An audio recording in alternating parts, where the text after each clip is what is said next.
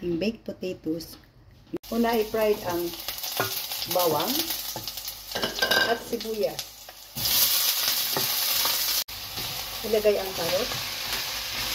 Taste ko ng salt. Pepper.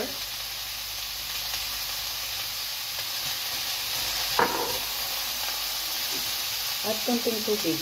Cubes. At cover. Ilagay ang cabbage at beans. Tanggalin ang gulay. At ilagay ang patatas. Ilagay ang ham. Lagyan ang gulay. Alternate lang ang paglagay. Para sa sauce, butter lang. Lagyan ng konting flour. At ilagay yung sauce ng pinaglutuan ng gulay. Haluin lang hanggang mag-sticky. Ibuhos lang sa ibabaw. Lagyan ng cheese.